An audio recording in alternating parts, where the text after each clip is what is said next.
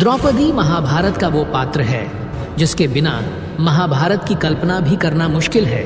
महाभारत का युद्ध भले ही पांडवों ने जीता था, लेकिन युद्ध को जीतने की प्रेरणा द्रौपदी ने ही दी थी।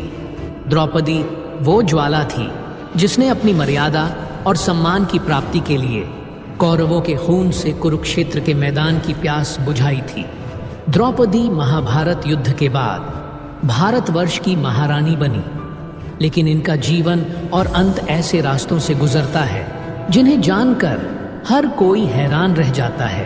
अधिकांश हिंदू ग्रंथों में कहा गया है कि द्रौपदी का जन्म किसी महिला से नहीं हुआ था और इसलिए उन्हें अक्सर अयोनिजा यानी वो महिला जो किसी महिला के गर्भ से पैदा ना हुई हो के रूप में वर्णित किया जाता है।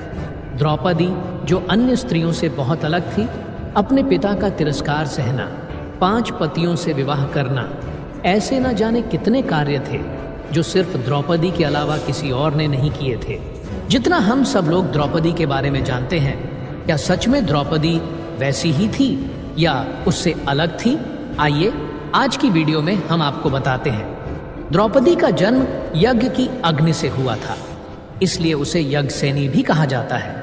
दरअसल भगवान श्री कृष्ण जानते थे कि द्रौपदी का जन्म कैसे और किस उद्देश्य से हुआ है, इसलिए उन्होंने द्रौपदी का प्रयोग महाभारत के युद्ध को उसके अंतिम प्रारब्ध तक पहुंचाने के लिए किया। इस युद्ध में कौरव पक्ष के वो सभी लोग मारे गए जो पिछले जन्म में राक्षस कुल के थे। इन सभी राक्षसों का पुनर्जन्म द्वापर युग की समाप्ति की ओर जा रहे समय में हुआ था। इन्होंने समाज में अत्याचार फैलाना शुरू कर दिया। इस अधर्म को नष्ट करने के लिए ही भगवान श्री कृष्ण ने द्वापर युग में अवतार लिया और द्रौपदी की सहायता से सारे अधर्मियों का नाश किया और धर्म की स्थापना की। लेकिन ये सवाल तो मन में उठता ही है कि द्रौपदी कौन थी? इस सवाल का जवाब हमें मिलेगा भगवान श्री कृष्ण के पिछले जन्म यानी भगवान श्री राम के युग यानी त्रेता युग से। त्रेता युग का सबसे बड़ा खलनायक रावण, जो भोग विलासी और अत्याचारी था और महादेव का सबसे बड़ा भक्त था।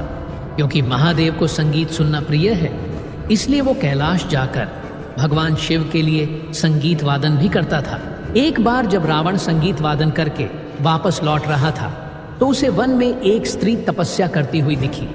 रावण उस स्त्री को देखकर उस पर मोहित हो गया और उसके पास जाकर उससे साथ चलने के लिए आग्रह करने लगा, लेकिन उस स्त्री ने उसके आग्रह को ठुकरा दिया और रावण से कहा कि वो उसकी तपस्या में बाधा ना डाले। रावण को स्त्री का यह व्यवहार अपना अपमान लगा। उसने जैसे ही क्रोध में उस स्त्री को स्पर्श करने की कोशिश की, उस स्त्री ने अपने नेत्र खोलकर रावण से कहा, मूर्ख, तूने मेरी तपस्या में बाधा डाली है, जा मैं तुझे श्राप देती हूँ, तेरी मृत्यु का कारण मैं बनूंगी। यह कहकर वो स्त्री गायब हो गई। फिर कुछ वर्षों बाद जब राम जी अपना वनवास काट रहे थे तो उन्होंने रावण की बहन शूर्पणखा के विवाह प्रस्ताव को ठुकरा दिया। तो शूर्पणखा ने लक्ष्मण के सामने अपना विवाह प्रस्ताव रखा, लेकिन उन्होंने भी जब उसका विवाह प्रस्ताव ठुकरा दिया तो शूर्पणखा ने माता सीता को हानि पहुंचाने की कोशिश की, जिसके फलस्वरूप लक्ष्मण जी ने उसकी नाक काट दी। शूर्पणखा ने सारी बात जब रावण को बताई तो रावण ने माता सीता का अपहरण करने की योजना बनाई। रावण साधु के वेश में उनकी कुटिया के निकट पहुंचा। उसने जब माता सीता को आवाज लगाई, उस समय माता सीता अपनी कुटिया के अंदर बैठी थी। माता सीता साधु के भेष में आए रावण की आवाज सुनकर जैसे ही उठकर जाने लगी, तभी उनके सामने एक साध्वी स्त्री प्रकट हुई और उस स्त्री ने माता सीता से कहा कि देवी, यहाँ से सीता बनकर बाहर जाने की आज्ञा आप मुझे दीजिए और कृपया अपने वस्त्र और आभूषण मुझे दे दीजिए।